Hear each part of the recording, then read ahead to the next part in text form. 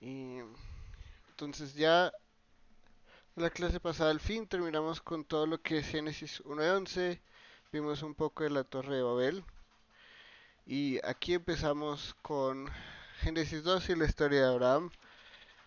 La clase pasada hablamos un poquito al respecto solo introductoriamente, entonces va a ser como un pequeño resumen de lo que dijimos.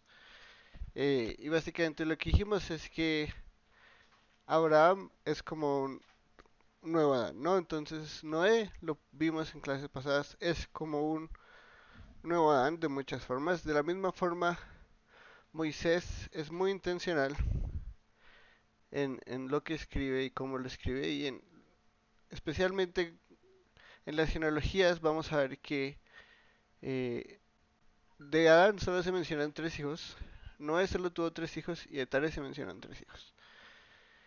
Y el orden en el que se mencionan, en especial los hijos de Noé y los hijos de Tare, es para mostrar que Abraham es de alguna forma un nuevo Adán, ¿no? Un nuevo representante.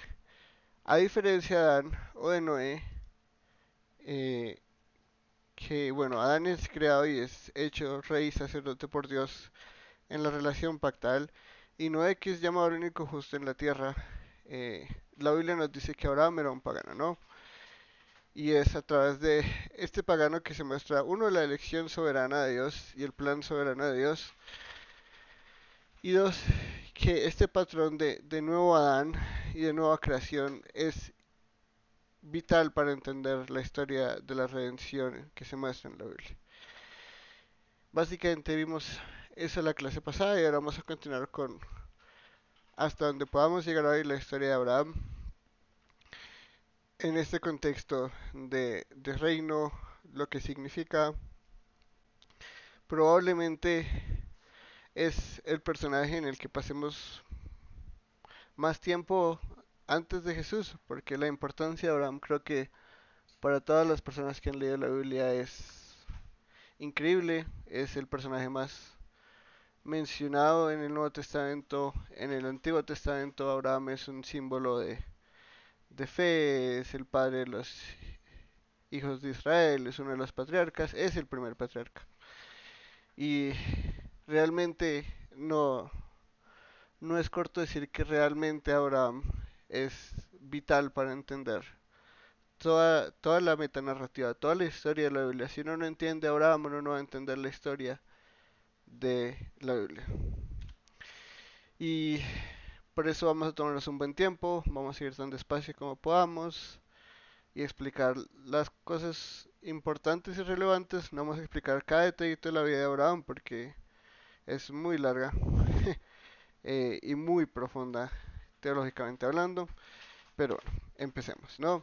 Entonces, así empieza esta historia y es el Señor, entonces, acá otra vez usamos la palabra que es el tetragramatón para mostrar esa continuidad desde Génesis 1 hasta Génesis 12. Le dice a Abraham, vete de tu tierra, de entre tus parientes y de la casa de tu padre a la tierra que yo te mostraré. Haré de ti una nación grande y te bendeciré, engrandeceré tu nombre, y serás bendición. Bendeciré a los que te bendigan y a los que no, y al que te maldiga maldeciré. En ti serán benditas todas las familias de la tierra. En este momento, en Tibraid hace un muy comentario muy acertado. Génesis 2 es el comienzo de la restauración de las maldiciones del jardín. Lo que empieza en Génesis 3 con la destrucción de la relación del hombre con Dios, con la maldición de la tierra, la promesa de redención en la serpiente, todo eso lo vemos de alguna forma en sombra en Génesis 1 al 11 y cómo eso progresa, pero es a través de Abraham que todas esas maldiciones y la restauración del mundo y el plan de redención entran en acción. Por eso es que Abraham es una figura muy importante. Es en él donde la historia de la Biblia coge el sentido y el rumbo que nos va a llevar a Jesús. La historia de la creación y la historia de Noé y todo lo que pasa en ese periodo predilúbico y postdilúbico con el jardín, con Babel y el origen de Babel, nos lo va a empezar a contrarrestar, o sea, se va a empezar a revertir. Todo lo que pasó en Génesis 1:11 en Abraham empieza a revertirse hasta Jesús. Este es el primer, o sea, con Adán tuvimos una parte de la historia humana, ¿no? Eh, si queremos podemos usar la palabra dispensación, aunque yo sé que algunas teologías usan esas palabras en otro sentido, pero los tiempos como los hemos visto empiezan con Adán, la caída y de Adán hasta Noé hay como un marco histórico de la historia de la humanidad. De Noé hasta Abraham hay uno y de Abraham hasta Jesús hay otro. Realmente no hay una nueva forma de Dios de tratar con la humanidad después de Adán, sino hasta Jesús, que realmente es simplemente el cumplimiento de todo lo que hubo antes que él. Por eso Abraham es tan importante. Abraham es central en la historia de la Biblia, en la metanarrativa de todos los 66 libros. Abraham es central. Aquí finalmente podemos decir empieza la nueva hora, a través de la cual todo va a ser hecho nuevo, que culmina en la nueva creación, pero se cumple en Jesús. Es a través de este hombre, un pagano, que adoraba dioses falsos y vivía en su clan con su familia, que Dios decide utilizar para literalmente empezar la historia de la redención de aquí hasta Jesús de una forma única y especial. Por eso Abraham es tan central. Aquí al fin vamos a ver cómo el reino de los dioses empieza a establecerse de formas muy peculiares, ¿no? Y solo haciendo un repaso porque ya vamos a entrar en cada promesa, lo vemos en cosas, por ejemplo, como esto, ¿no? En Génesis 11 vemos que la humanidad se rebela contra Dios para hacer una ciudad para ellos. Como en Génesis 4, ¿no? Los hijos de Caín dicen como nosotros vamos a ser la civilización humana, lejos de Dios, apartados de Dios, vamos a desarrollar cosas para vivir a nuestra propia manera y formar lo que es la cultura del hombre y el reino del hombre. Eso mismo pasa en Génesis 11. El hombre busca hacer su nombre grande. Vamos a construir una ciudad impenetrable, unas murallas que nada más nunca va a poder tocar. Y vamos a construirla hasta el cielo. No, el hombre quiere hacer su nombre grande. En esta ocasión es Dios el que va a hacer en grande el nombre de un hombre, no por lo que él hizo, porque no lo merece, ni lo hizo. Abraham no conquistó a nadie, no conquistó a ningún pueblo, no conquistó a Canaán. Es Dios el que le dice, yo voy a hacer tu nombre grande. Y acá ya empezamos a ver como toda esa reversión de lo que en los primeros capítulos vemos como la depravación, la corrupción total del hombre. A través de este Señor, todo eso va a cambiar. Y por eso Abraham es tan importante. Es que en serio, no voy a dejar de repetirlo porque Abraham es muy, muy, muy importante. No podemos minimizar lo grande y lo importante que es para la narrativa bíblica este Señor. El primer Adán va a fallar y falló. El segundo Adán, que es Noé, no pudo y no logró que el reino de Dios se estableciera en la tierra. No logró que la corrupción del hombre se acabara.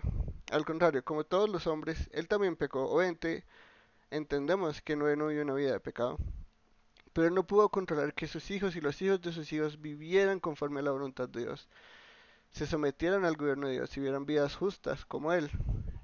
Al contrario, pasa todo lo opuesto. Y no es que Abraham vaya a tener la vida perfecta, para nada, pero es a través de este hombre que al fin esas promesas que Dios hace, acabar con la serpiente, de volver a restaurar el mundo y la humanidad a sí mismo, se cumplen. Y entonces vamos a empezar con Génesis 12 y hasta donde lleguemos hoy. Entonces, lo primero que quiero notar es el imperativo.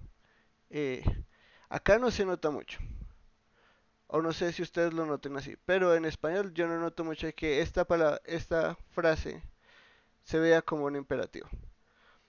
Pero en el hebreo sí es. No voy a explicar por qué, porque es bastante complejo y no somos acá eruditos en hebreo, pero este en el hebreo es un imperativo. Es el imperativo más raro que uno puede escuchar. ¿Cómo así que ser bendición? Imaginen que alguien los envíe de paseo y le diga, y váyase de acá, vaya de paseo y sea una bendición, como un mandato. ¿qué es ser una bendición? ¿Y por qué eso es un mandato? Bueno, entonces es aquí donde empezamos a ver lo que les dije, que todo esto se va a reversar, toda la maldición, todo lo que el hombre destruyó, Dios lo va a restaurar a través de un hombre. Y eso es de alguna forma, no, nos apunta de nuevo a un último Adán, ¿no? Este es un tercer Adán si lo ponemos en el contexto de Génesis. Pero es esto, a través de un uno, Dios va a restaurar todo. Entonces, ¿cómo podemos entender esta palabra bendición? Básicamente, creo que es todo lo que les he dicho ahorita y lo repetiré un millón de veces porque es importante. Esto es vida y restauración.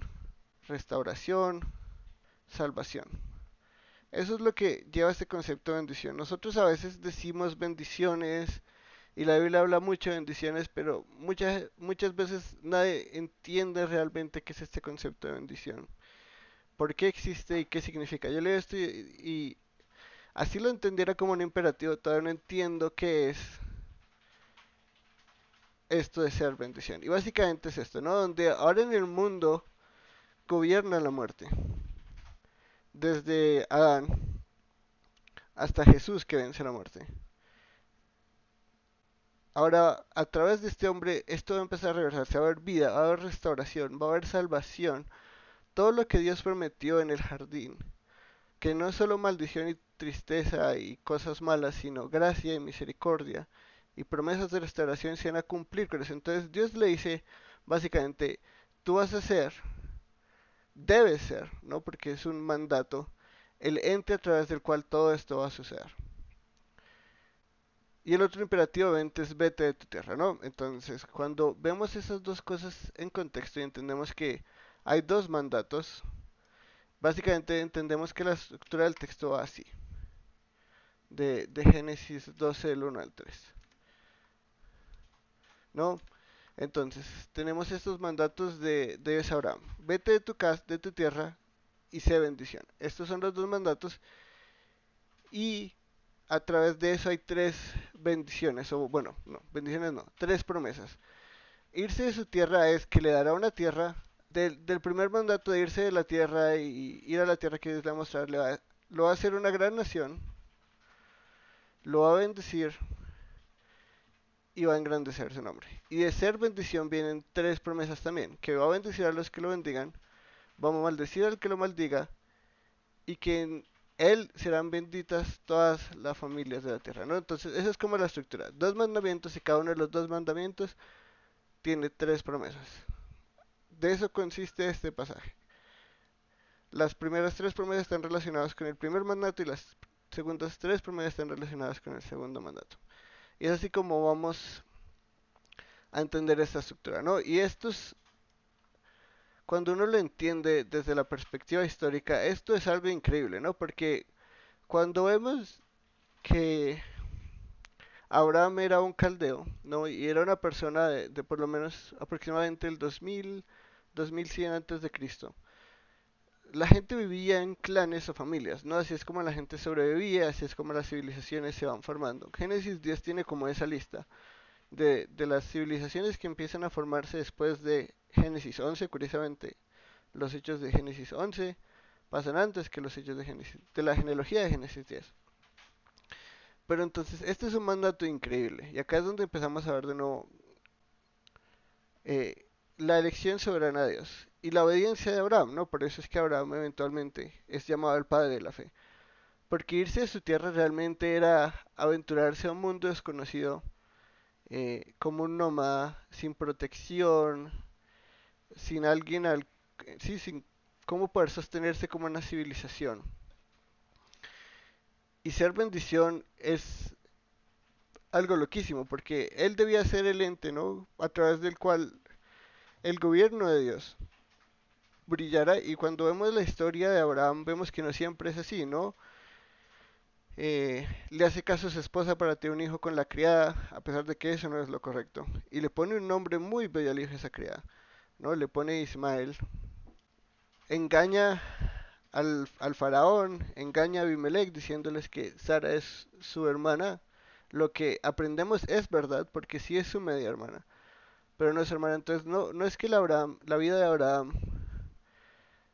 vaya a ser perfecta, pero es la persona que Dios escogió para que esto fuera una realidad. Y es a través de estas promesas que eventualmente va a haber un pacto, y ese pacto va a ser la estructura a través de la cual va a venir el Mesías mismo.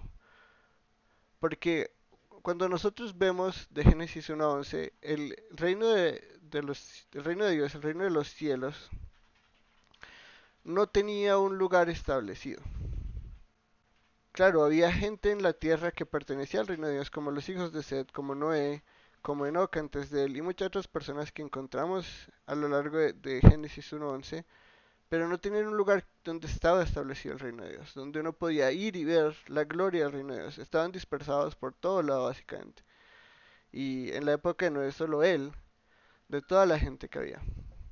Ahora Dios está diciendo, yo voy a llevarte a un lugar y ahí voy a establecer el reino de Dios. No, otra vez, como como el jardín del Edén, empezamos a ver como la reversión de todo lo que está pasando. El jardín del Edén era un lugar específico, en una tierra específica, donde el reino de Dios era establecido en toda su gloria y debía expandirse. Ahora otra vez vamos a ver que Dios tiene ese plan de que haya una tierra donde su reino sea establecido y brille en toda su gloria. Lo que el hombre destruyó, Dios lo va a reconstruir, lo va a recrear a través de este hombre. Entonces tenemos esa estructura, tres promesas por cada mandato. Entonces, la primera es muy simple, es por fe, porque no hay de otra. Abraham va a dejar a sus dioses, va a dejar a su familia y se va a aventurar sin protección a un mundo cruel y despiadado como el mundo en el que vivimos hoy, confiando que Dios le va a dar esa tierra que Él le va a mostrar. Y en el camino debe ser bendición y la bendición de Dios. Él debe ser esa persona a través de la cual el reino de Dios, el gobierno de Dios, la salvación, la restauración, la vida empiece a fluir a este mundo lleno de muerte, de injusticia. Todo lo que es malo a través de Abraham debe ser reversado. Dos mandatos increíblemente grandes, increíblemente imposibles para cualquier hombre. Y por eso es que es Dios el que crea y hace todo esto. No es Abraham el que toma la iniciativa. Realmente es Dios en su misericordia escogiendo a este hombre merecedor de nada para ser el padre de Jesús. eh, bueno, entonces empezamos con lo primero. Lo primero es que lo hará una gran nación.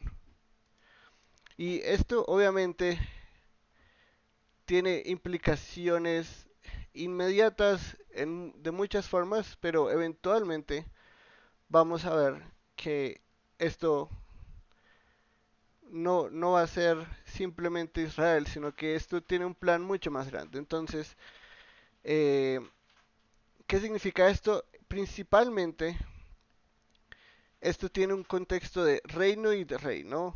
Eso es lo que esta primera promesa tiene en mente, ¿no? Porque las naciones en la época de Abraham no eran civilizaciones democráticas. Nosotros a veces vamos a la Biblia con nuestras preconcepciones o nuestra experiencia del Estado moderno y pensamos que simplemente lo va a hacer una nación como un territorio con fronteras y ya, como lo que hoy llamaríamos la nación de Israel. Pero no, en esa época ser una nación implicaba un reino. Y eso implica que él es un rey, ¿no? Y eso lo vamos a ver desarrollado en toda la historia de Abraham. Él va a ser y es reflejado como un rey. Entonces, ¿qué significa esto? Cuando seguimos toda la genealogía de Adán, vemos que Adán es como el primer rey de todos, ¿no? Rey sacerdote. Luego vemos a Set, bueno, Abel, pero pues Abel lo mataron, entonces lo vemos Set. Set eventualmente va a Noé. Noé a Taré y Taré a Abraham, ¿no? Entonces, esta genealogía Dios la conserva. Abraham, Dios no escoge simplemente a alguien, sino escoge a alguien según su promesa. Entonces, acá vemos la fidelidad de Dios de establecer su reino a través de un rey. En Noé vemos que el hombre sigue y es mantenida la imagen de Dios, en el que tiene ese rol de ser el hijo de Dios y el siervo rey de Dios en esa relación pactal, pero el hombre no la cumple. Sí, a pesar de que tristemente Dios es misericordioso con nosotros y no nos destruye completamente, sino nos salva en Noé, el hombre sigue pecando. Pero entonces entendemos, ay, y en Noé acaba Sem, ¿no? Creo que es importante poner acá Sem, ¿no? Entonces luego vemos en la narración de Sem que él tiene tres hijos. Uno es un rebelde y el otro es fiel. Y los otros dos son fiel, pero Sem es el que es bendito y a través del cual sigue esta línea. Entonces acá vemos por qué las genealogías existen en la Biblia. Las genealogías no existen simplemente para aburrirnos con un montón de nombres y ya. Y que este vivió tantos años y tuvo tantos hijos y qué aburrido, saltémonos las páginas, vamos a lo interesante, vamos a lo chévere. No, acá vemos que Dios va a establecer su reino. Dios va a hacer a través de Abraham que su reino sea establecido. Y eso hace a Abraham una figura de rey, de la misma forma que Noé fue una figura de rey y que Sem es una figura de rey. Entonces, esa dinastía que llamamos nosotros la simiente de la mujer, ¿no? Porque es la simiente de la mujer la que es prometida. Se cumple. Y simiente tiene un concepto de plural, pero también tiene un concepto de singularidad. Entonces, esa tensión está en la palabra. Es como plural, pero singular al mismo tiempo. Tiene su aplicación singular que es eventualmente Jesús, ¿no? Pablo va a hacer ese argumento. Le dijo a tu descendencia, de esa aplicación particular, siguiendo el flujo bíblico desde Adán hasta Abraham. Se va a cumplir esta promesa, ¿no? A ti y a tu descendencia le hago estas promesas. Y eso lo vamos a ver más adelante. Pero entonces, ¿qué significa la primera? El irse de su tierra es el cambiar de lealtad, básicamente. El, la tierra de los caldeos, o bueno, eventualmente lo que va a ser el reino de los caldeos, Abraham va a formar algo nuevo. Va a formar un nuevo reino. Y este reino va a reflejar el reino de Dios. Porque esto es lo que Dios quiere. Dios busca que su reino sea establecido. El hombre destruyó el reino de Dios, pero Dios lo conservó. No importa que tanto nosotros peleemos con, con Dios, lo que Dios hace se cumple, ¿no? Isaías 43 dice que Dios tiene un plan y lo va a cumplir. No hay quien pueda detener el plan de Dios. Entonces es importante uno entender. Entonces, primer mandato, nos vamos, primera promesa a través de ese mandato es, Abraham va a ser un rey, a través de él va a haber un reino que va a ser establecido. Luego tenemos que lo va a bendecir. Y curiosamente, acá vamos a ver en este pasaje que la palabra bendición se va a nombrar 5 veces. Y básicamente, lo que esto significa es, si ustedes leen Génesis del 1 al 11, la palabra maldición aparece 5 veces. En este pasaje, la palabra bendición aparece 5 veces. Lo que de nuevo muestra que Dios tiene el plan de restaurar todo lo que él hizo a través de Abraham. No es casualidad que la palabra bendición esté 5 veces en Génesis 12.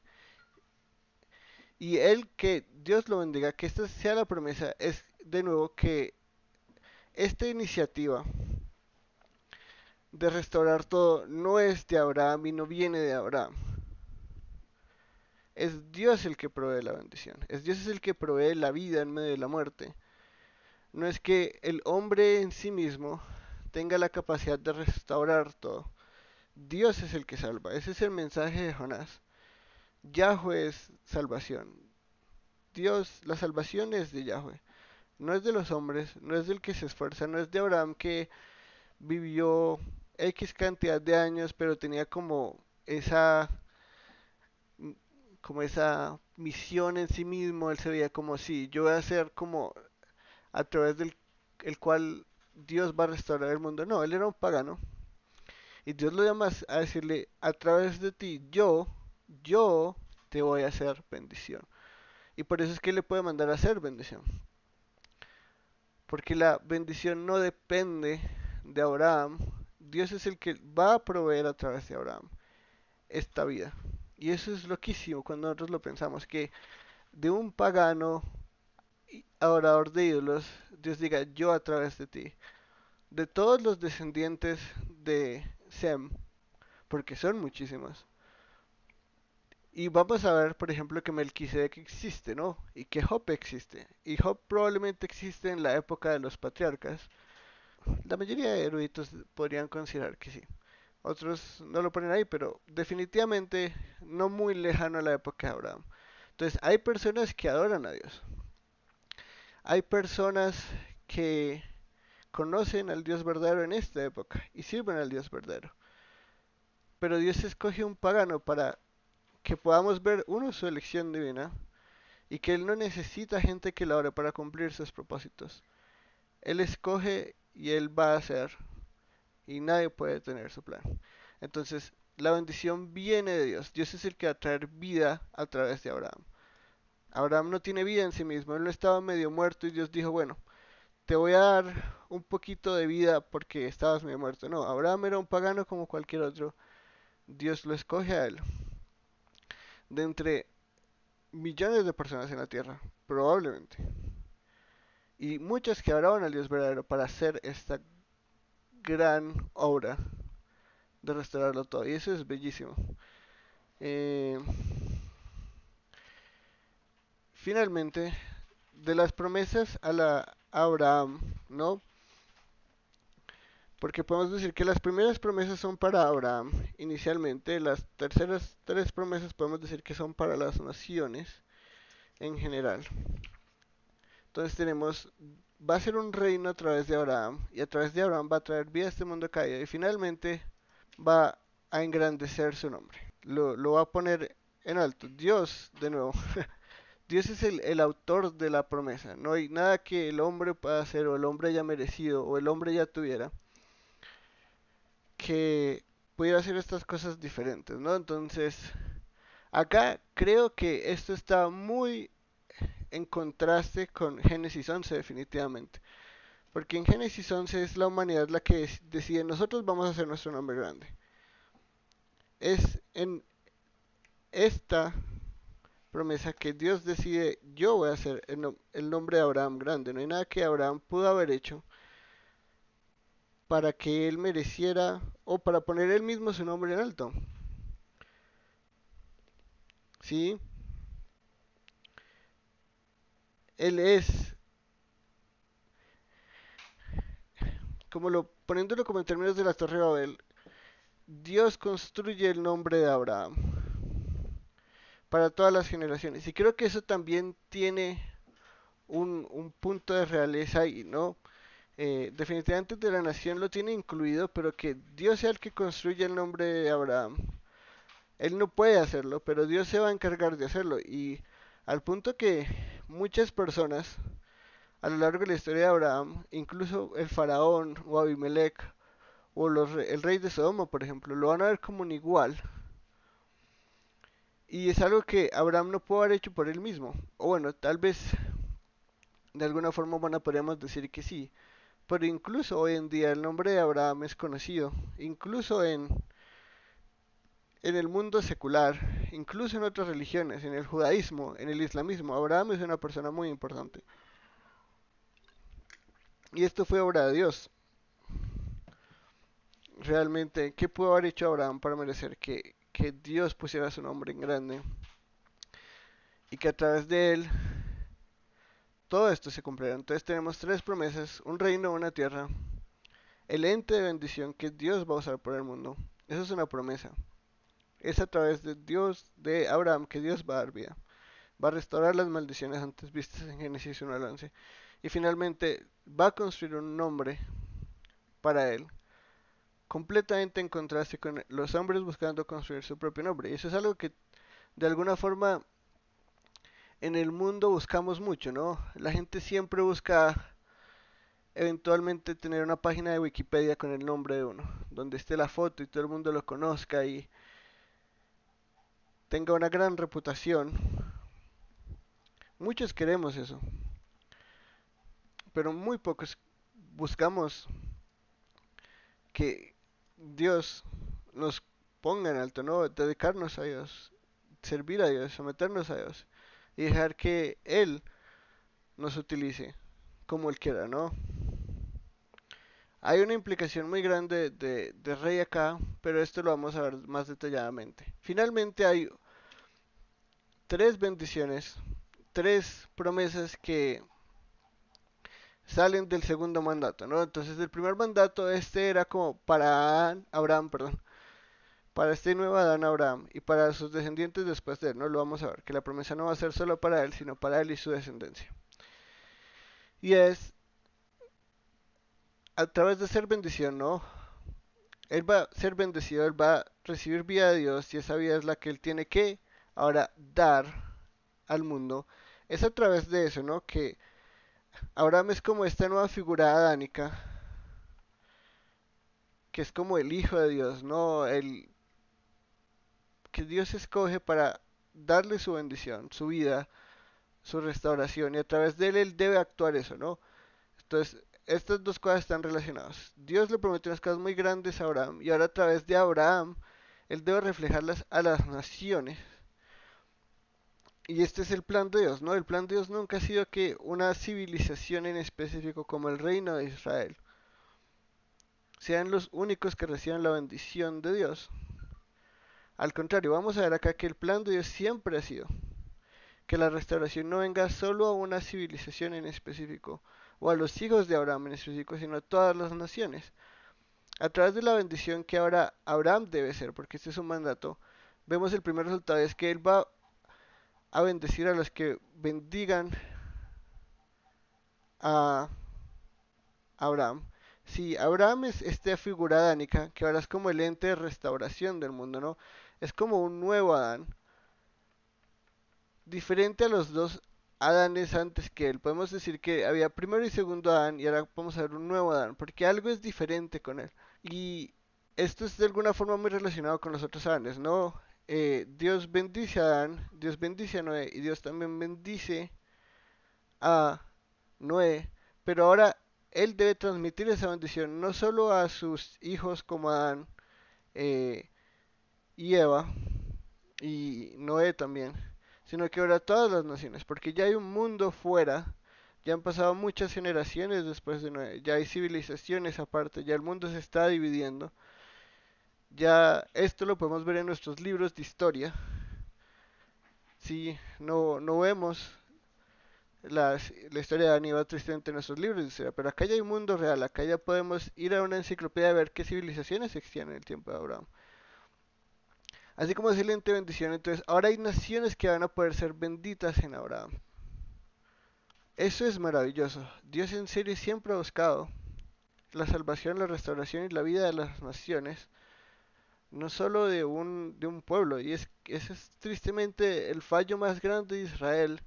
Ellos se nacionalizaron al punto de que dejaron ver estas verdades maravillosas.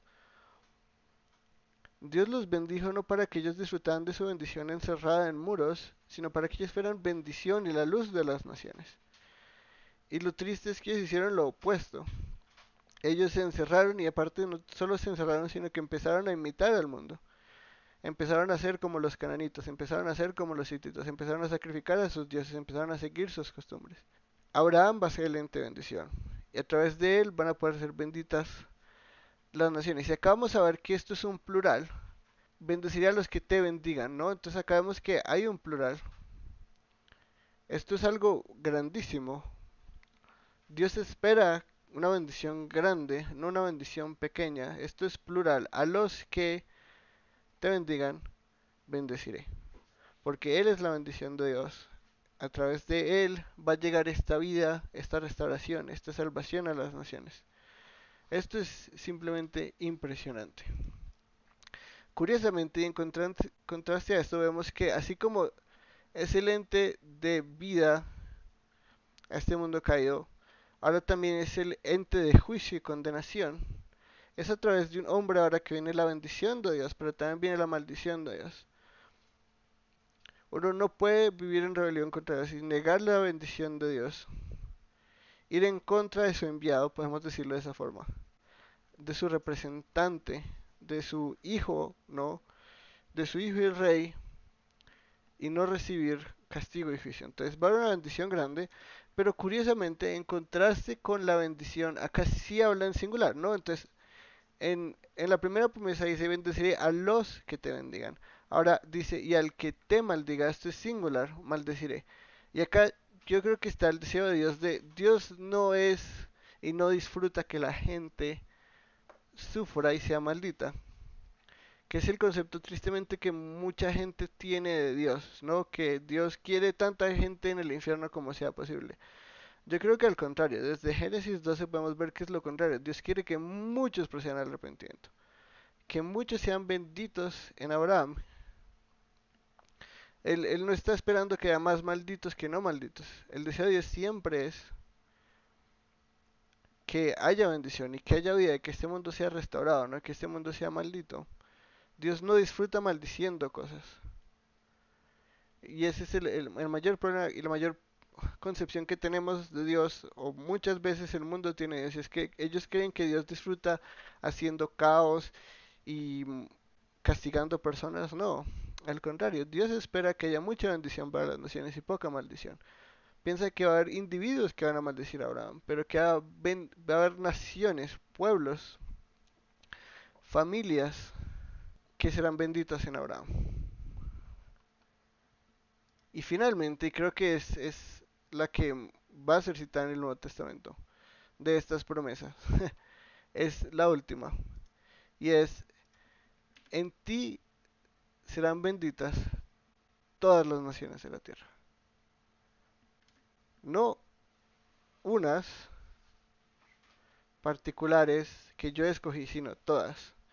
Esto es increíble, esta promesa. Y curiosamente, esta va en contraste con esta de acá. Entonces tenemos, haré de ti una gran nación. Acá la palabra en hebreo es goi, que curiosamente no es la más utilizada para el pueblo de Israel. Para el pueblo de Israel se utiliza am y solo se utiliza goi cuando el pueblo hace algo mal. Pero hace en contraste con esto, esta es la palabra para familias o clanes, porque si el reino de Israel todavía no está establecido, entonces a veces tenemos que ver que de la misma forma que no había ofrendas vegetales en la época de Abel, no podemos ir y meterle la ley a Abel, porque eso es no seguir el flujo bíblico. Creo que Moisés es muy claro y muy bueno en eso, en poner palabras en el contexto histórico para que las entendamos dentro de ese mismo contexto, desde esa época, como Dios actuó en esa época. La nación que Dios va a hacer a través de Abraham es algo único y especial. Eso lo quiere contrastar con los clanes de la tierra. ¿No? Esta nación, este reino que Dios va a establecer, definitivamente es el reino de Dios. No hay otra opción. Y el reino de Dios no se compara con los clanes de la tierra. Pero es a través de esta nación, de este hombre, que hay bendición para todas las naciones. Todas las familias, todos los clanes de la tierra van a ser benditos en Abraham. ¿Y cómo vemos esa promesa cumplida? El Nuevo Testamento lo pone claramente. La salvación de los gentiles es esta promesa hecha realidad. Una promesa hecha miles de años después es cumplida en la salvación de los gentiles. Porque esta bendición que Dios va a traer, es salvación, es la restauración de la humanidad a Dios. No solo el pueblo de Israel,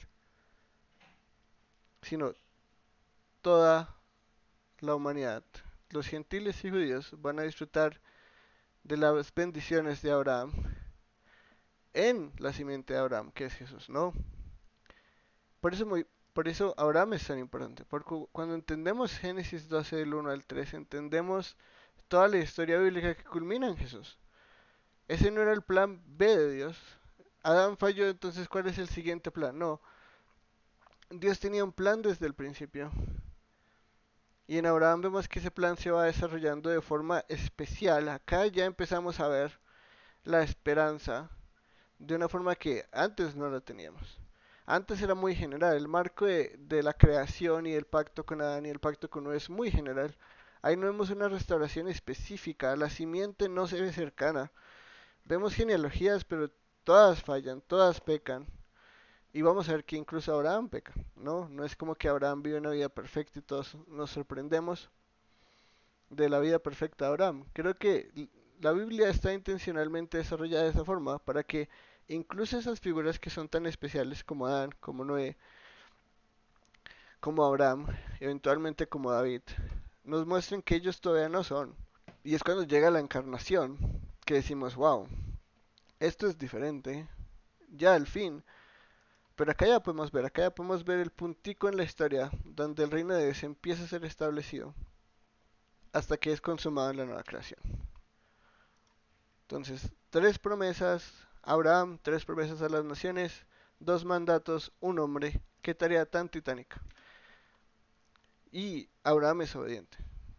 Esto es increíble porque en este momento su fe todavía es muy primitiva. O sea, después de que vemos esta obediencia de Abraham, vamos a ver que lo primero que hace es ir a Egipto y mentirle al faraón. Entonces uno es como, pero ¿cómo Abraham va a ser bendición si lo primero que hace es ser como un hombre más pecador? Y es donde vemos que toda la historia de Abraham es increíble e impresionante y es un testimonio muy grande para todos los creyentes de todas las épocas de la obra de Dios en un hombre. Entonces, ¿qué hace Abraham después de este llamado tan grande? Obedece. Entonces Abraham se fue tal como el Señor le había dicho y Lot se fue con él. Abraham tenía 75 años cuando salió de Arán. Imagínense uno a los 75 años que le digan, vayas en la aventura de su vida, que yo voy a establecer el reino de Dios a través de usted. Qué locura. Abraham tomó a Sarai su mujer y a Lot su sobrino y todas las posesiones que ya se habían acumulado y las personas que habían adquirido en Arán y salieron para ir a la tierra de Canaán y a la tierra de Canaán llegaron y Abraham atravesó el país hasta el lugar de Siquem, hasta encima de Moré. Los cananeos habitaban entonces en esa tierra. Y acá es ya donde vemos la tierra que se le promete a Abraham. La tierra de Canaán era una tierra, uno, ya vemos la conexión con la historia de Sem y de Cam, ¿no? Entonces tenemos a los cananitas, que su padre es Cam, y tenemos a muchas otras civilizaciones. Bueno, son cananeos. Cananitas tal vez no sea la palabra. Creo que estoy traduciendo en inglés. Bueno, entonces tenemos a los descendientes de Cam, los descendientes de Sem, y ya vemos que la promesa se está cumpliendo, ¿no? Es la simiente de la promesa que va a venir por Sem y no por Cam. Y Cam va a servir a Sem, ¿no? Esa es la primera implicación. La segunda implicación de esta tierra es territorial y es como un nuevo Edén. En Canaán y en la tierra que llega a ser eh, Israel, el reino de Israel, curiosamente estaba muy bien ubicado en sentido geográfico. Era imposible para las dos civilizaciones grandes de la época hacer que eran los macedonios y los egipcios, hacer algún tipo de comercio o cualquier tipo de actividad política sin pasar por Canaán. Eh, entonces era muy ubicada. Entonces primero tenemos la implicación profética que es el cumplimiento de la realidad de Semicam y de Jerusalén versus Babel cumpliéndose poco a poco. Y la segunda es religiosa, ¿no? O bueno, podemos llamarla que Canaán de alguna forma es como un nuevo Edén, es como el monte santuario, ¿no? Ahí es donde va a estar Jerusalén. Y Jerusalén va a ser llamado el monte de Dios, que nos lleva de vuelta a Génesis. No, en un monte, en el jardín del Edén, empieza el reino de Dios y por a través de un monte va a ser establecido de nuevo y finalmente la nueva creación. Es finalmente un nuevo Edén, pero mejor. Entonces vemos otra vez que todo esto es la restauración de todo lo que Dios estaba haciendo. ¿Y qué mejor forma de ser bendición para las naciones? Ser la bendición de Dios para las naciones, porque no es una, es la bendición de Dios para las naciones. Que donde quiera que pasaran de un lado al otro, tuvieran que ver y enfrentarse a Abraham y ver como el reino de Dios y el gobierno de Dios establecido en este hombre. Eso es algo increíble. Todo el significado que tiene esa tierra, que últimamente no es último, ¿no? Definitivamente no vamos y no esperamos habitar en una Canaán física, territorial por allá en Palestina. Y de alguna forma el autor de Hebreos nos va a decir que esa tampoco era la misión de Abraham. Él no salió buscando una tierra física últimamente, pero fue obediente en todo lo que Dios le dio. Entonces tenemos que Abraham no es tan pobre, Abraham no salió pobre, ya tenía siervos, tenía esposa, tenía sobrino, tenía posesiones, pero se lo lleva todo. Literal, él va a formar un reino. Cambia de familia, cambia de clan, y eso es una decisión increíble. Y salieron para ir a la tierra de Canaán, y la tierra de Canaán llegaron, Abraham atravesó el país hasta el lugar de Siquem, hasta encima de Moré, los cananeos habitaban entonces en esa tierra. Entonces, todavía no es el reino de Dios permanentemente establecido en esa tierra, pero es el primer paso. Y aquí, cuando llega acá, Abraham es confirmado. Es en este momento que vemos algo que es importante, y que vemos en Abel, y que vemos en Noé, y que vemos de nuevo en Abraham, y es que la obediencia es confirmada por adoración. Dice, el Señor apareció a Abraham y le dijo, a tu descendencia daré esta tierra. Entonces, acá está establecido. Ya sabemos, que va a haber una descendencia prometida.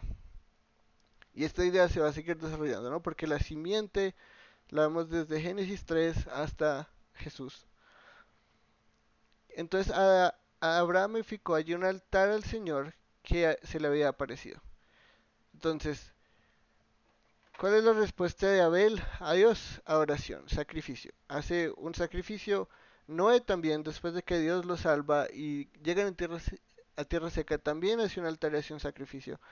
Abraham también, entonces Dios confirma el llamado a Abraham, Abraham obedece y responde en adoración. La vida de los que sirven a veces es una vida de adoración. Desde Abel, es más, desde Adán y Eva, porque creo que después de que se arrepiente este envió una vida de oración. Abel, Enoch, o sea, Enoch oró tanto que Dios le dijo, vámonos de acá que usted quede seca. Noé también oró. Entonces la vida, cuando uno sirve al Dios vivo, es una vida de oración. Y ahí es donde Abraham es confirmado por Dios. Finalmente, ya ves la tierra, este monte que va a ser como un nuevo Edén, un lugar donde el cielo y la tierra se tocan, donde todo va a empezar a ser restaurado es esta tierra. Y es lo que prometía a tus descendientes, que tú tal vez todavía no sabíamos, no sabemos qué tradición tenía Abraham. Alguna tradición tuvieron que tener, pero no sabemos qué tan precisa. Pero sabemos que obedeció por fe y respondió en adoración. Y esa oración se refleja de nuevo en obediencia.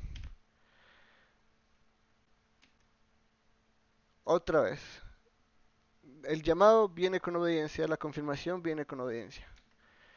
De allí se trasladó hacia el monte del oriente Betel y plantó su tienda, teniendo a Betel al occidente y Jai al oriente. Edificó allí un altar al Señor e invocó el nombre del Señor. Y Abraham sigue el camino continuando hacia Negev. Otra vez, hay obediencia y hay adoración. Entonces, siguió y ahora monta una tienda. Finalmente ya ahí todavía están en Canaán, en lo que conocemos como la tierra de Canaán, pero ahora establece una tienda. Y una tienda no es permanente. Entonces sabemos que este no es el reino de Dios todavía establecido, pero es el principio. Y es que esto es una cosa gigante, hacer de un hombre una nación. Usualmente familias se unen y se forman para formar una nación, pero de un hombre hacer toda una nación es una tarea increíblemente titánica. Y desde acá ya empezamos a ver la fe de Abraham, que no es perfecta, definitivamente está lejos de ser perfecta, y al final de su vida tampoco es perfecta.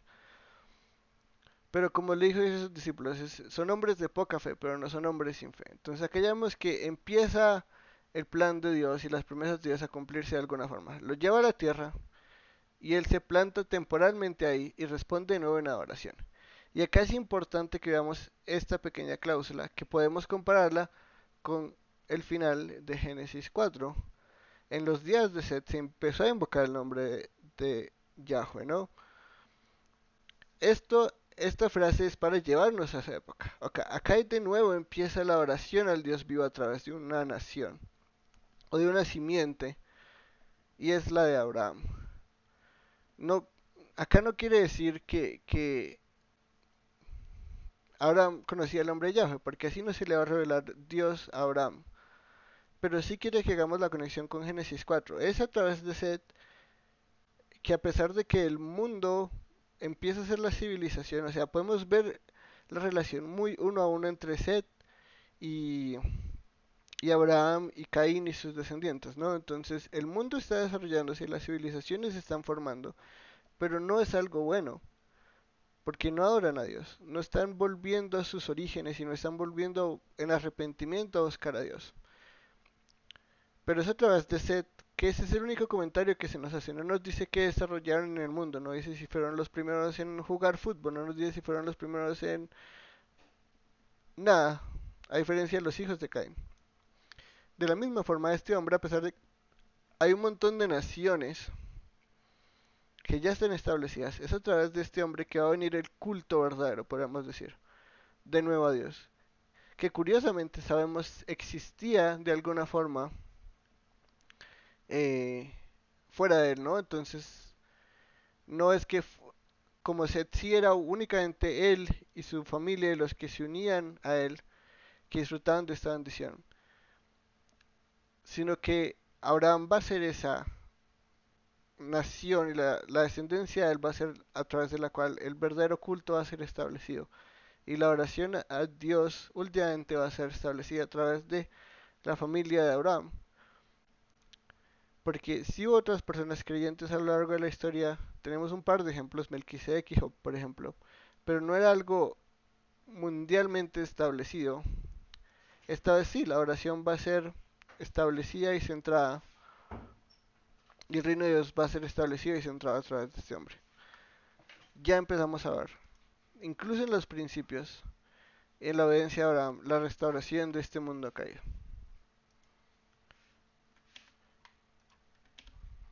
Y esto lo vemos, por ejemplo, en Hebreos. Por la fe Abraham, al ser llamado, obedeció, saliendo por un lugar que había de recibir como herencia, y salió sin saber a dónde iba. Por la fe habitó como extranjero en la tierra de la promesa, como en tierra extraña, viviendo en tiendas como Isaac y Jacob, coherederos de la misma promesa, porque esperaba la ciudad que tiene cimientos, cuyo arquitecto y constructor es Dios. Entonces tenemos esta realidad primera, que es Abraham fue y estableció lo que eventualmente se va a volver la nación de Israel. Pero, de nuevo, esto tiene algo mucho más profundo, porque ya empezamos a ver que él entendía, no últimamente que iba a vivir en una ciudad de cimientos hechos por hombres y un reino hecho de hombres, sino que él entendía que a través de él se iba a establecer el reino de Dios.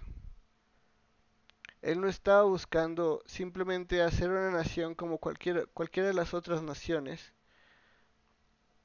y ya con ejércitos grandes y murallas, como por ejemplo Gilgamesh, de nuevo, como hemos mencionado en clases pasadas, la épica de Gilgamesh, que toda la historia es como este hombre Gilgamesh quiso dejar su legado y mostrar sus grandes murallas, ¿no? Este es el final de la épica. No pudo conseguir inmortalidad, pero dice construir las murallas de Uruk, y acá está mi legado, para que todas las civilizaciones después de mí puedan ver la gloria de Gilgamesh. Esto no es lo que quiere Abraham. Abraham no quiere su propia gloria.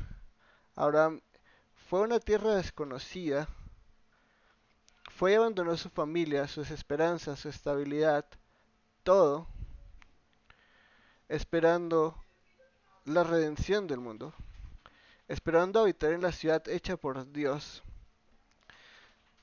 Esto es increíble. O sea, entender esto en toda su gloria es maravilloso.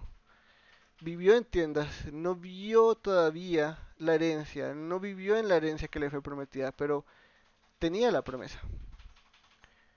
Y vivió en fe hasta que murió esperando esta ciudad. Y es la ciudad que él esperaba en la que nosotros vamos a ver, ¿no? La nueva Jerusalén, cuyo arquitecto es Dios.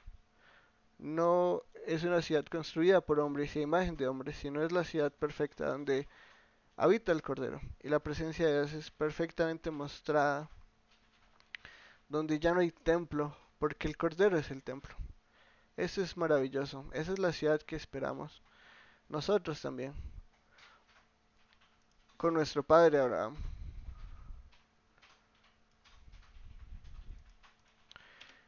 Y finalmente, vamos a ver el llamado a Abraham como una nueva creación. Y para eso vamos a ir a Romanos 4, 16 al 17. Entonces dice Pablo, por eso es por fe, para que esté de acuerdo con la gracia, a fin de que la promesa sea firme para toda la posteridad, no solo los que son de la ley, sino también a los que son de la fe de Abraham, quien es padre de todos nosotros.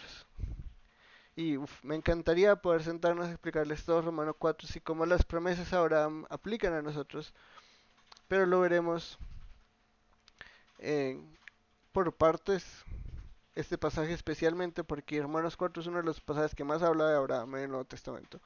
Todo está relacionado con Abraham y cómo nosotros nos relacionamos a Abraham por Jesús y como todo eso es hermoso. Pero lo que quiero que detallemos es esta parte de acá. Como está escrito, te he hecho padre de muchas naciones, delante de aquel en quien creyó, es decir, Dios, que da vida a los muertos y llama a las cosas que no son como si fueran. Esta partecita de acá, llama a las cosas que no son como si fueran, ¿a qué les recuerda? Es una pregunta.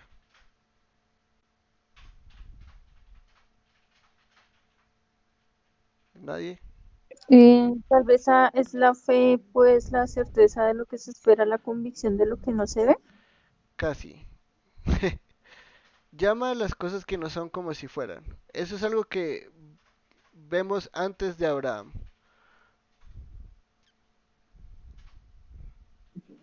En la creación, ¿no? Sí, exacto. ¿Qué pasó en la creación? Dios dijo sea la luz y fue la luz. ¿Existía la luz antes de que Dios la llamara? No, pero Él la llamó y lo que no era, sí fue. Y eso es una forma muy loquísima de explicarla por Pablo, pero es verdad. Dios literalmente llamó cosas que no existían y fueron. Y eso lo compara con el llamado a Abraham. Le dice, te he hecho padre de muchas naciones, y este es más adelante en Génesis 17. Pero dice, delante de aquel en quien creyó, o sea, Abraham, entendía que de alguna forma, como el segundo Abraham, ¿no? Entonces tenemos al primer Abraham, el primer Abraham es la primera creación, totalmente estéril, pero de alguna forma es una nueva creación, ¿no? Porque antes no había nada, entonces, pero a eso le llamamos la antigua creación. Noé y en la historia de Noé vemos una segunda creación, una nueva creación. El mundo en el que vivimos nosotros no es el mismo mundo en el que vivieron Adán y Eva. Muchas cosas cambiaron que tristemente, bueno, felizmente son para nuestro bien, ¿no? Eh, son cosas que nos ayudan a no vivir 900 años, por ejemplo. Eh, que no es una vida fácil vivir 900 años en un mundo maldito y difícil y por fe es una tarea titánica. Pero también Abraham nos dice, el llamado a Abraham es como el llamado a una nueva creación, porque la relación de Abraham con Dios no existía, realmente literal, él lo llamó como llamó a la creación a existencia. Es lo que Pablo nos está queriendo decir en este pasaje. El llamamiento de Abraham es como una nueva creación. Y eso es maravilloso, porque seguimos este patrón. A través de un hombre, Dios va a traer la restauración del mundo a través de una nueva creación. Esto es Jesús, por donde lo veamos, y por eso es que decimos, la Biblia es acerca de Jesús y el reino de Dios establecido en Jesús. Y ese es el mensaje que él predicaba. Él no predicaba el evangelio social de restauración y de bajemos a los poderosos del poder y saquemos a los opresivos de la opresión, nada de eso. Eh, Al contrario, él predicaba el reino de Dios, que es algo que vamos a ver, existe en toda la Biblia y es fundamental para entender la predicación del Evangelio en Hechos, el mensaje de Jesús en los Evangelios y todo el mensaje teológico de las epístolas. Y este hombre es realmente importante, o sea, desde nuevo llamamiento, el reino de Dios establecido, nueva creación, todos los mismos patrones que existían antes existen en este hombre, pero de aquí en adelante todo va a ser diferente, porque este hombre y su descendencia realmente van a ser a través de los cuales Dios va a salvar el mundo. En unos miles de años definitivamente no fue algo rápido, pero aquí empieza todo. Y ahora empezamos con lo que es el pacto abrahámico. Este es, si no, de nuevo, uno de los pactos más importantes porque este pacto viene en los otros pactos posteriores. Ya tenemos el marco general, que es el pacto de la creación y el pacto eh, con Noé, el pacto noético. Ambos son el mismo pacto, uno es la confirmación, la reafirmación del primero, porque el primero fue quebrantado, el segundo tristemente también fue quebrantado. Pero Dios todavía mantiene esa parte incondicional del pacto, ¿no? Eh, a pesar que el hombre es infiel y es el que falla en la parte condicional, Dios sigue poniendo esa parte condicional, ¿no? Esa tensión existe ahí. Entonces, en Génesis 12, en Génesis 15, pasamos de Génesis 12 a Génesis 15, ya pasamos la historia de Abraham con el faraón, la mentira para intentar salvar su pellejo, tristemente entrega a su esposa, pero pues Dios ya le ha prometido que a través de él iba a ser bendición y él no permitió eso y el faraón terminó mal por eso y entonces Dios le dice, perfecto, eh,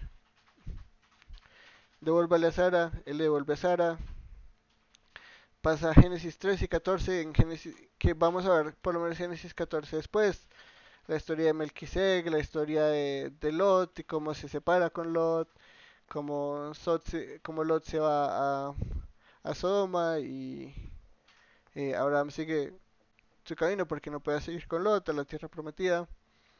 Pasa lo de que secuestran a Lot y bueno, eso lo vamos a ver en detalles después del pacto arámico, pero del pacto arámico, lo siento. Pero acá vemos de nuevo las promesas que Dios hizo con Abraham restablecidas, ¿no? Dice, después de estas cosas, o sea, después de que pasó lo de Melquisedec, que Abraham recupera a Lot, acá pasa Génesis 15:1. Después de estas cosas, la palabra del Señor vino a Abraham en visión diciendo, no temas, Abraham, yo soy un escudo para ti, tu recompensa será muy grande. Entonces, después de toda esa lucha, de nuevo, Dios tiene que establecerle y reafirmarle estas promesas, porque nosotros las vemos y las vemos cumplidas, pero tenemos que entender que incluso en la época de Abraham, esas promesas se veían bastante imposibles. Coger a un viejito y decirle, yo de ti voy a hacer una gran nación, haz todo esto, vete, abandona todo, uno viejo, cucumeco, cansado, ya esa edad uno ya quiere pensionarse, no. Ahí empieza la aventura, igual que con Moisés, de viejitos. Y le dice, no te preocupes, tranquilo, yo soy tu escudo, ¿no? Entonces hubo peleas, Abraham ganó, gracias a Dios, y él con, uh, con Melquisedec, lo vamos a ver más en detalle, quiero explicarlo en detalle después, pero básicamente muestra su lealtad a Dios y Dios le dice, perfecto, no te preocupes, no temas, yo sé que esto se ve loco, yo sé que esto se ve imposible, pero mi promesa se mantiene, tu recompensa va a ser muy grande. Como te lo prometí, yo voy a hacer tu escudo, yo voy a ser quien te ayude a cumplir estas promesas. No depende de ti, así que tranquilo. Tú sígueme y no temas, que todo va a estar bien.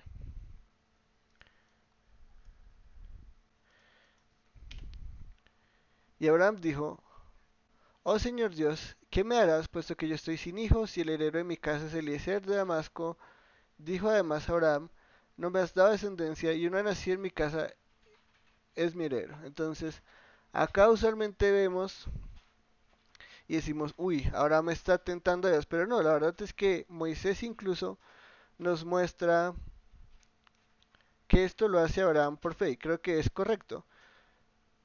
Y Moisés nos quiere mostrar que eso es correcto. Él le dice, listo, Dios, ¿qué me darás? O sea, ¿cómo puedo saber yo que esto se va a cumplir? Yo estoy viejo, estoy sin hijos, y aparte alguien nació en mi casa, en esta mini familia, en esta mini tribu, que es probablemente hijo de sus siervos, no es ni siquiera de la familia misma, ¿no? Por eso le pone de Damasco, o sea, ni siquiera es de los caldeos, es alguien más que siervo de Abraham. ¿Cómo yo puedo creer que tú me vas a hacer todo esto? Esto es en serio, nosotros tenemos que estar con Abraham. ¿Cómo Dios le va a dar a este viejo todas estas promesas? Ni siquiera le has dado descendencia y le dijo, tu descendencia va a tener esta tierra. ¿Cómo es que todo esto va a pasar? Esto es una respuesta de fe. Yo te creo. ¿Cómo esto va a pasar? Quiero saber, quiero entender qué vas a hacer y cómo lo vas a hacer y qué me vas a dar. Si la recompensa es tan grande, ¿cómo lo voy a obtener yo?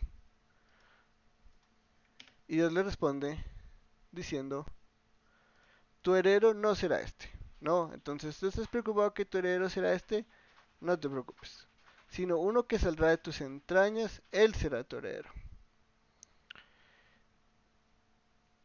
Yo te voy a dar hijos. Y esto es increíble entendiendo que Sara es estéril, ¿no? Porque ellos mismos ni se lo creen, o sea, hasta que literalmente Sara no queda embarazada, hasta que Dios va y los visita, ellos fueron por el plan B de una.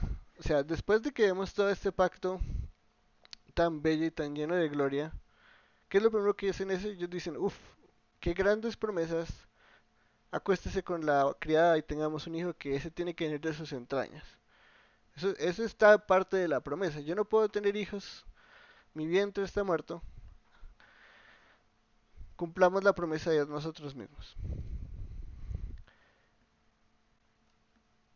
Esto es increíble, porque realmente Abraham y Sara conocían su edad y conocían su condición. Y es por eso que reaccionan de esa forma, ¿no? De alguna forma ellos creen que están obedeciendo, pero no. ¿Y cómo le va a mostrar esto? Le dice, ahora mira al cielo y cuenta las estrellas. Si te es posible contarlas, y añado, así será tu descendencia. Tú estás confiando en mí. Yo te doy una razón para que confíes en mí. Como las estrellas, si las puedes contar, así te su descendencia. Este hombre no va a ser torero. Yo voy a encargarme de que tú produzcas tu descendencia. A través de esa descendencia vas a ver que yo soy el que soy. Vas a ver mi poder, vas a ver mi carácter.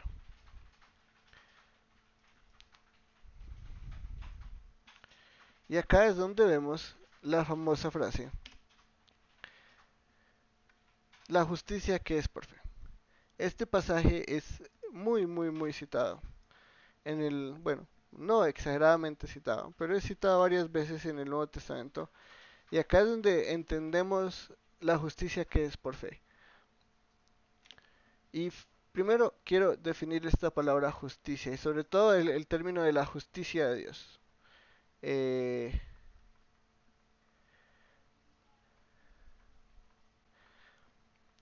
porque creo que, bueno, hoy en día tal vez los que no viven mucho en el mundo teológico, esto ha sido muy definido de muchas formas que es incorrecto.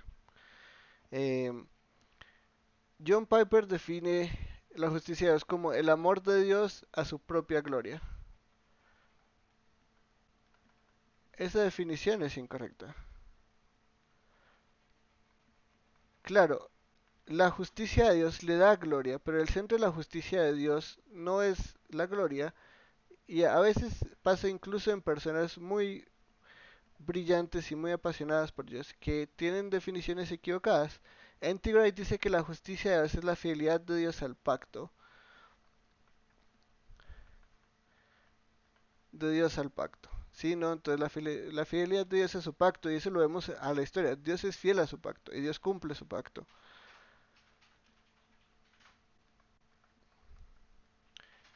Pero esto también está totalmente equivocado. ¿Por qué? Porque, de nuevo, la justicia de Dios es el resultado y tiene como resultado la fidelidad de Dios al pacto, pero no es la fidelidad de Dios al pacto. Y hay muchas más definiciones, pero creo que cuando empezamos por justicia, definiéndolo como la conformidad a una norma, ¿no? Sí, sí le dice así en español, conformidad.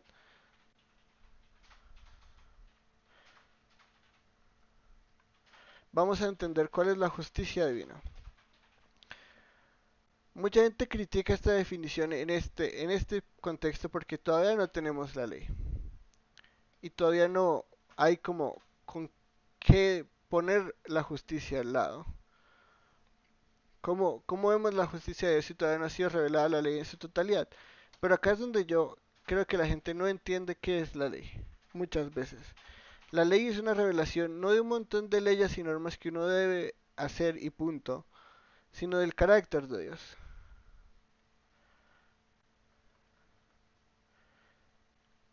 Es más, si uno se da cuenta que el Pentateuco es el fundamento de toda la Biblia, no solo de el Antiguo Testamento, sino que el Nuevo Testamento, porque los autores del Nuevo Testamento no pensaban en términos de Nuevo Testamento, ellos pensaban en la Escritura. La Escritura para ellos era el Antiguo Testamento como ellos lo tenían. Y es en eso que ellos se basan. Ellos no están pensando en cosas extrañas, filosóficas, místicas o algo así. Ellos están pensando en términos bíblicos. Y cuando entendemos que, por ejemplo, los salmos en su mayoría son comentarios al Pentateuco, son interpretaciones del Pentateuco, vamos a entender que en ellas vemos el carácter de Dios más claro que en ningún otro. Entonces, los salmistas veían el carácter de Dios en la ley. No veían simplemente un conjunto de reglas en tabla de piedra vacías, sino veían a Dios. Eso es lo mismo. Entonces, ¿qué es la justicia? La justicia es la conformidad al carácter de Dios. No unas normas, sino al carácter de Dios mismo. Eso es lo que la justicia es. La justicia de Dios es conformarnos a su carácter. Entre más nosotros nos conformemos al carácter de Dios, más justos somos. Por eso es que es imposible ser justificado por obras, porque nadie puede conformarse al carácter de Dios ni cerca. No podemos ser justos. La justicia es totalmente ajena a nosotros. Nosotros no nos conformamos al carácter de Dios, nosotros nos conformamos a nuestro propio carácter. Esa es la decisión que tomamos en el jardín. Nosotros decidimos ser injustos por naturaleza en vez de justos. La gloria de Dios, la justicia de Dios le da gloria y lo glorifica, sí, pero no es la gloria de Dios o el amor de Dios a su propia gloria. Entonces lo que Él quiere es darse gloria y por eso es justo. No, para nada. Piper está equivocado. Y tampoco es la fidelidad al pacto. Claro, el resultado de la justicia de Dios es que Dios es fiel a su pacto. Pero no es la justicia de Dios. La justicia de Dios es la conformidad de Dios a su propio carácter. Eso es lo que es justicia. Y si queremos ser justos, debemos conformarnos al carácter de Dios. Eso es algo que cuando lo vemos ya entendemos por qué es imposible ser justos por obras. Porque no hay obra que yo pueda hacer que me conforme al carácter de Dios. Es imposible. Por más de que lo intente y me esfuerce, es simplemente imposible. Y es aquí donde vemos la fe de este hombre. La fe de este hombre es impresionante. Y es nuestro ejemplo de fe, ¿no? Un párrafito súper chiquito. Y Abraham creyó en el Señor, y él se lo reconoció por justicia. Y acá en el hebreo no es simplemente le creyó solo en ese momento, sino es como una acción constante que ha tenido desde el principio. Le siguió creyendo, le estuvo creyendo desde el principio. Y le sigue creyendo ahora. Y él, o sea, el Señor, se lo reconoció o se lo contó por justicia. ¿Cómo nos conformamos al carácter de Dios? ¿Cómo somos realmente justos ante los ojos de Dios? No de algo que nosotros podamos hacer, es por fe.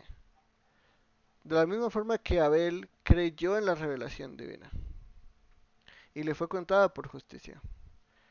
Y Noé le creyó a Dios y le fue contada por justicia. Abraham creyó en esta gran promesa, que a los ojos de Abraham todavía era imposible. Y eso es lo que hace que esto sea un hecho maravilloso, porque para él era imposible. No había una remota posibilidad. No había una remota posibilidad. Uno viejo y una estéril no tienen una descendencia abundante. Imaginen que uno les diga a alguien a los 90 años, usted va a tener una descendencia tan grande que nadie se la va a poder contar. Así como las estrellas del cielo, así va a ser su descendencia. Eso es imposible. No importa qué tanto nosotros pongamos la actitud positiva, digamos, se puede, eso no es tan difícil, solo toca esforzarnos, solo toca tener hijos cada vez que se pueda, se saca uno y empezamos con el segundo.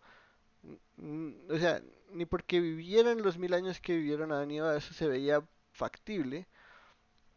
Esto es fe. Y esta es la fe que salva, esta es la fe que nos pone justos ante los ojos de Dios. Nos muestra la realidad divina de la necesidad de justicia y una justicia que no podemos obtener por nuestro esfuerzo propio, sino simplemente por fe. Dios lo dijo, Dios prometió, Abraham le creyó y le fue contado por justicia.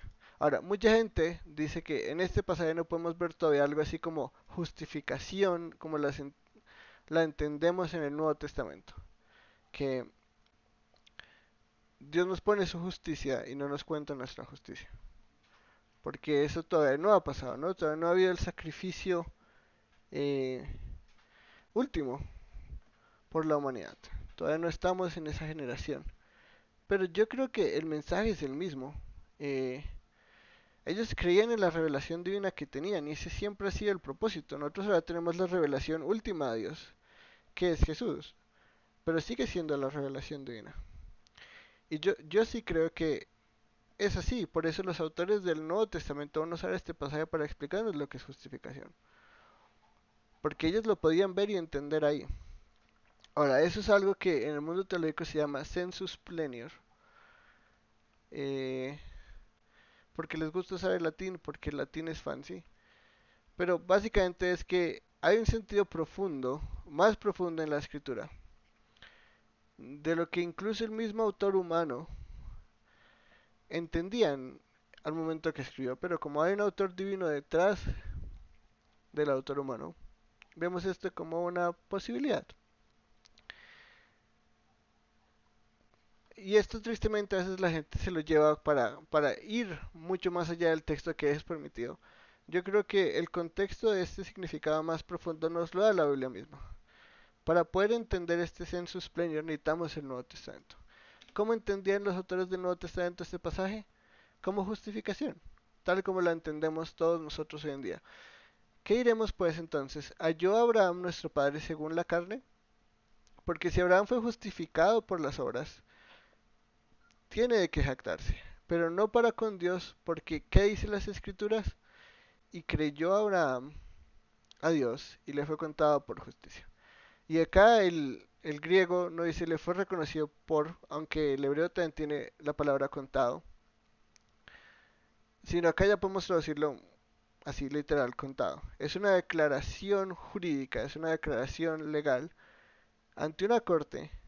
Dios por fe ha declarado a Abraham justo, de la misma forma que nosotros somos justificados no por las obras, porque no podemos hacerlo, nosotros no podemos ser justos, sino por la fe. Desde acá podemos ver eso.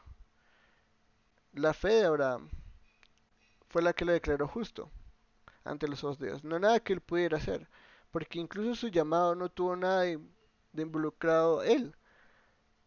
Él simplemente obedeció y obedeció por fe y siguió creyendo por fe hasta que murió. Porque esto no es creyó en un momentico y el diálogo que vemos antes, sino es algo que estuvo creyendo a Dios en algo imposible, en algo que realmente, como dijiste ahorita, Natalie, es la fe, es algo que no podemos ver, que no estaba cerca. Y entendiéndolo desde el pasaje de Hebreos, vemos que era algo mucho más profundo incluso que lo que nos muestra el texto. Él estaba esperando esta ciudad, este reino establecido por Dios mismo. Definitivamente, la fe de Abraham es impresionante, es algo que no es por nada que es llamado el padre de la fe, ¿no? Para todos a lo largo de la historia. Incluso hubo gente de fe antes que él. Pero él, incluso en Hebreos 11, es el que tiene los párrafos más largos, porque Abraham es un ejemplo del padre de la fe, definitivamente. El llamado a él es el más grande de todos hasta ahora. Y él cree y sigue creyendo en Dios. Ahora, de nuevo, acá tenemos como ese contraste que hace Santiago y que hace Pablo, ¿no? Y mucha gente pone a Santiago y Pablo en antítesis porque pareciera que se están contradiciendo el uno al otro. Y es, aquel no fue justificado por las obras Abraham, nuestro padre, cuando ofreció a su hijo Isaac sobre el altar. Ya ves que la fe actuaba juntamente con sus obras, y como resultado de las obras, la fe fue perfeccionada, y se cumplió la escritura que dice, y Abraham creyó a Dios, y le fue contado por justicia, y fue llamado amigo de Dios. Entonces, acá parece que tenemos la antítesis, ¿no? Entonces, ¿no fue justificado Abraham por las obras? Creo que, curiosamente, Santiago lo que acá nos está haciendo es defendiendo a Pablo y defendiendo el verdadero evangelio. Porque ¿qué pasa? Que incluso hoy en día mucha gente cree que simplemente somos justificados por fe y no tenemos que hacer nada. Podemos vivir como queramos, podemos hacer lo que queramos, pero ya, creemos en Dios, básicamente. Eso es fe, entonces ya somos declarados justos, ya somos contados justos. Y eso pasaba en la época de Santiago. Eh, y vemos, o sea, incluso Pablo pone muchas advertencias sobre su mensaje porque él sabe que la gente lo va a malinterpretar. Él sabe que la gente va a decir, ah, entonces podemos pecar para que la gracia abunde. No, lo mismo pasa acá. La fe actuaba juntamente con sus obras. Y como resultado de las obras, la fe fue perfeccionada. Entonces, esto lo podemos llamar como una fe holística. La fe no es simplemente una creencia abstracta que ya. Entonces yo creo y ya. No, no importa lo que haga, da igual. La fe es algo que se manifiesta a través de obras. La fe no, las obras no justifican en sí mismas, sino que la fe se muestra realmente a través de obras. Es decir, si yo realmente creo en el mensaje de Dios, ¿qué voy a hacer yo? Voy a salir de mi casa y voy a ir a la tierra que Dios me ha llamado a ir, que no conozco cuál es, y me voy a establecer ahí, voy a montar mi tienda ahí.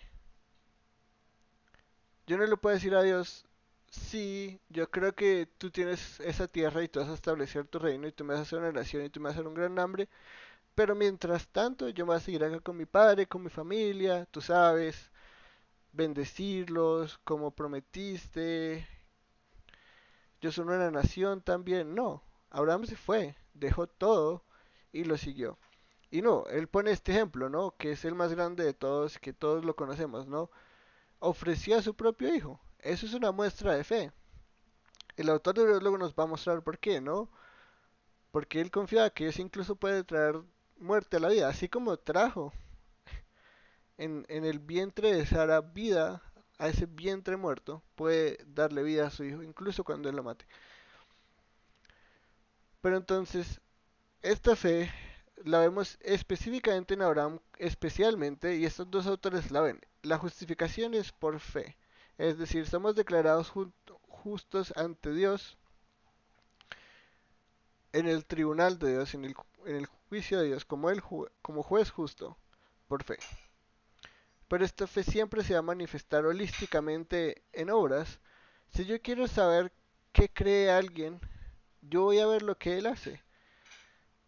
Si él me dice que todo es amor y paz, pero le pega una cachetada a alguien, él no vive lo que cree. Entonces yo sé realmente que sus obras manifiestan la fe que ese hombre tiene. Y este Abraham es un ejemplo claro de esto. Sí, tenía una tarea titánica enfrente de él. Dios lo iba, Dios a través de él iba a restaurar todo el mundo, iba a establecer el reino de Dios y le iba a dar una descendencia tal cual que él ni la pudiera contar. ¿Qué tan cerca le estaba de todas esas promesas? Cero. Cero. Lo más cerca que estaba era una tiendita en la tierra de Canaán. ¿Eso es cercano? No. Ni cerca, o sea, eso es el 0.00001% de las promesas confirmadas. Todavía solo son promesas, no hay nada realmente hecho. Todo está en veremos. Y Abraham cree, y es esa fe, esa misma fe, la que de alguna forma nosotros compartimos, ¿no? Nosotros creemos que va a venir un reino restaurado, que va a venir Jesús en toda su gloria, que va a condenar a los injustos y va a salvar a los justos, que vamos a vivir en un mundo nuevo, donde todo va a ser mejor que el anterior, una ciudad cuyo arquitecto es Dios, pero no está cerca. La Jerusalén que está ahorita en Palestina no se compara a la Nueva Jerusalén. Nosotros no podemos ir allá y ver una sombra, porque no se comparan. Todo eso está lejísimos. Y él cree. Y por eso nosotros también creemos en algo que todavía no vemos y no entendemos, pero esa es nuestra esperanza. Dios va a redimir este mundo. Abraham creía lo mismo. Y realmente fue contado justo, tanto en su creencia inicial como en sus obras que manifestaron su fe hasta el final. Y ahí fue últimamente justificado, ¿no? En lo que hizo y hizo hasta que murió, no dejó de hacer, porque él creyó desde el principio y siguió creyendo en este pasaje. Eso es lo que podemos ver en el Nuevo Testamento. Tenemos esa justificación que es inicial, declarados justos, y esta justificación que es última, donde nuestras obras van a mostrar nuestra fe. Una fe holística. No es, la fe de Abraham no fue una fe solamente intelectual, es una fe que se manifiesta por obras y que nos justifica últimamente en las obras que muestran la fe inicial que tuvimos y a través de la cual somos declarados justos. Esa es la justicia que es por fe. ¿Alguna pregunta sobre esto?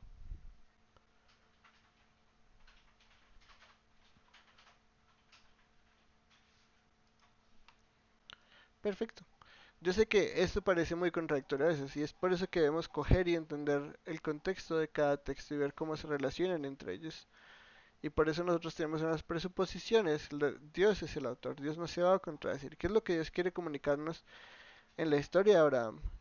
Con Pablo y con Santiago comentando en esta historia que nos van a nutrir a nosotros y nos van a mostrar esta verdad tan bella que es la fe.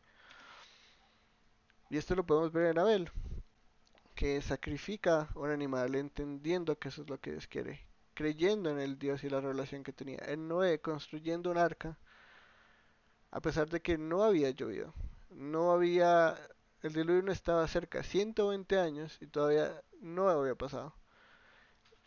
Y creyó. Y como en Abraham, todos los que creemos en Dios y en su relación nos es contado por justicia. Entonces, ya vimos las promesas iniciales. Abraham obedece, es confirmado. A través de su confirmación, Abraham obedece de nuevo. Tiene una aventura loca con Lot, luego salva a Lot. Las promesas siguen lejanas, no están cercanas. Dios le dice, no te preocupes, todo va a estar bien, tu recompensa va a ser grande. Y Abraham le dice, ¿cómo? ¿Cómo? ¿De dónde va a salir todo esto? Y él le dice, yo te lo voy a dar. Y te da una descendencia que ni te imaginas. Y él cree, ya vemos esta fe que es real y viva. Y ahora vemos que a través de esa fe Dios va a reconfirmar sus promesas y va a hacer un pacto con él. Entonces, primero le reafirma la promesa de tierra, ¿no? Lo va a hacer una nación grande y le dice, yo soy el Señor que te saqué de Ur de los Caldeos para darte esta tierra para que la poseas. Entonces, le reafirma uno a la tierra. Lo va a hacer una nación, la nación obviamente incluye tierra. Porque uno no puede hacer una nación en un papel y decir nación y ya. Sí, si yo escribo una constitución en mi computador y la imprimo y me voy a vivir allá por una isla inhabitada, yo no estoy formando No, que si tengo una isla ya tengo nación. Y digo, ya soy una nación. No tengo tierra, no tengo nada, pero soy una nación. Así no funciona. Entonces, la primera promesa, que es la de ser una gran nación, es reafirmada acá. Yo te saqué. Tú no te saliste, tú no te querías salir, tú no te ibas a salir. Tú me crees, ahora yo te voy a reafirmar esas promesas que te hice. Yo, Dios, te saqué de esa tierra para hacerte una nación. Y esta tierra en la que habitas ahora, yo te la voy a dar para que la poseas. La nación incluye el reino de Dios, pero también incluye un territorio. Entonces, la promesa de tierra no es algo nuevo. Obviamente está incluida en la promesa de nación. Uno no puede ser una nación sin territorio. El reino de los cielos no es sin territorio, ¿no? El reino de Dios actualmente tiene una tierra, una no que podamos habitar ya, pero una que nos espera, una tierra entera, un nuevo planeta, que de alguna forma creo que el autor de Hebreos dice Abraham también esperaba. Una nueva creación, porque él entendió eso en su llamado, de la misma forma que Pablo lo entiende en su llamado. Primera promesa reafirmada, te haré una gran nación, la tierra la vas a tener.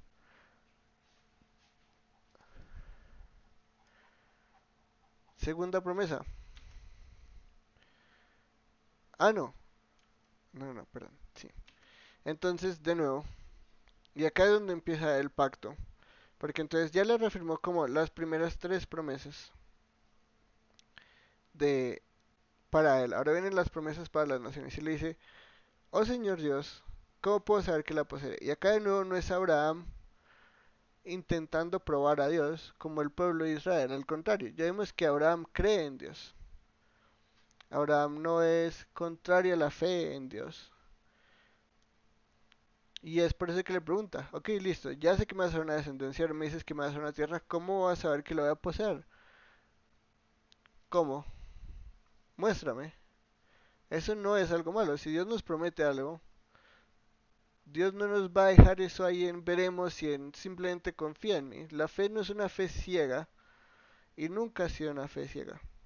Simplemente láncese al abismo y vea que todo va a salir bien. No, Dios nos hace promesas reales y vivas. ¿Sí, Natalie? Bueno, es que me parece que este relato es como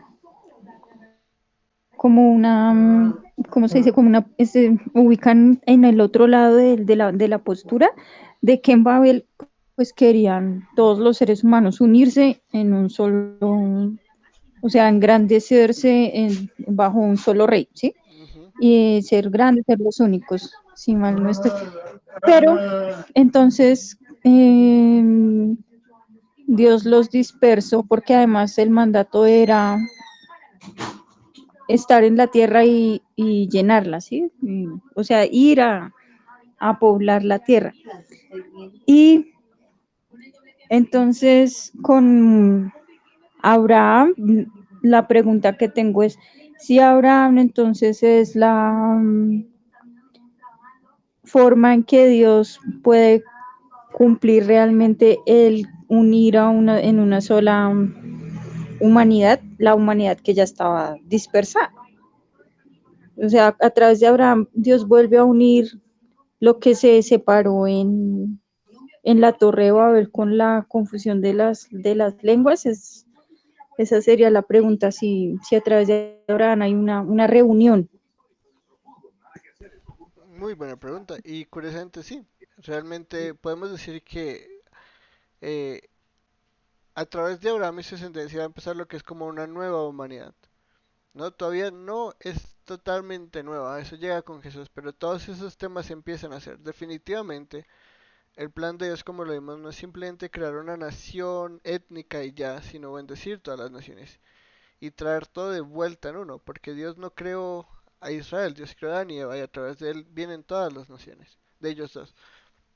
Y definitivamente Dios quería y lo hizo, ¿no? O sea, todos los creyentes ahora son uno, ya no hay judío ni griego, ya no hay mujer y hombre, porque todos son uno en Jesús. Y esta es la promesa de Abraham, porque últimamente esto se cumple en Jesús.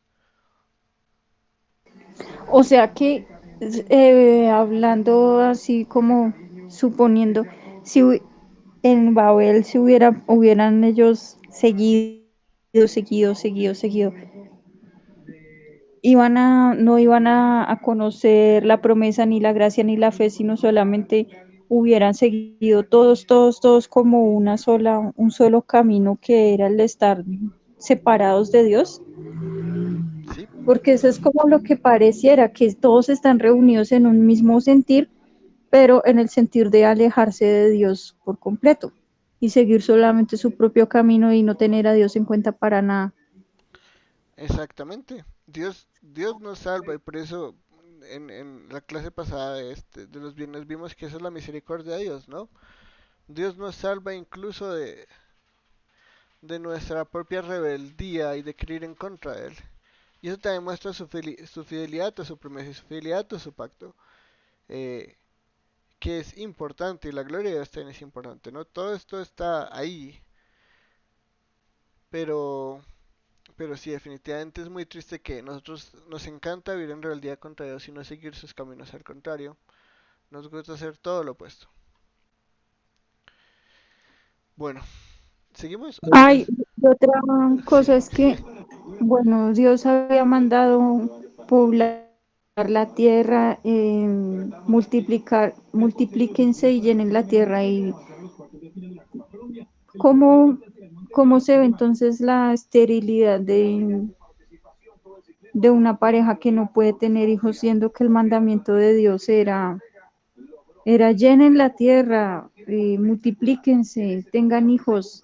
Y resulta que Abraham y Sara no eran, o sea, no podían tener hijos, eran estériles. ¿Cómo entendían ellos esa contradicción tan grande? bueno, esa es una muy buena pregunta. Porque yo no sé la psicología de Abraham y ya eso sería, mucha gente intenta estudiar ese tipo de cosas, pero la mayoría de estudios que tú vas a leer al respecto para mí son puramente especulativos. Pero ¿cómo nos dice la Biblia que ellos entendieron, creyeron?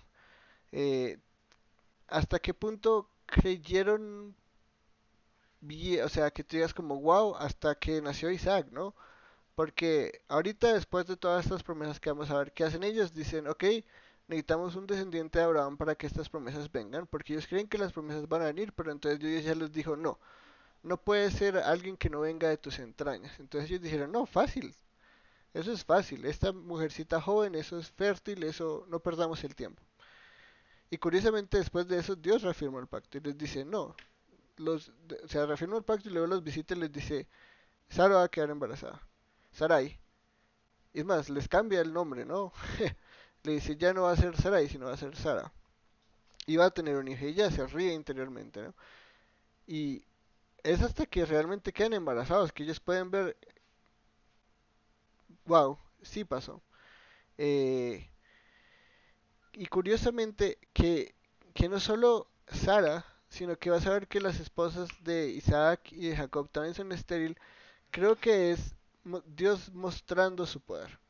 Y eso lo vamos a ver cuando veamos Génesis 17 y la reafirmación del pacto, que él se llama el Todopoderoso. Él les va a mostrar que él no necesita eh, un vientre fértil para cumplir su promesa. Él puede hacer vida de lo que está muerto. Y ese mensaje no solo es para ellos, sino para todos nosotros. Todos aquellos que creen con Abraham ven la realidad de que Dios puede dar vida a lo que está muerto.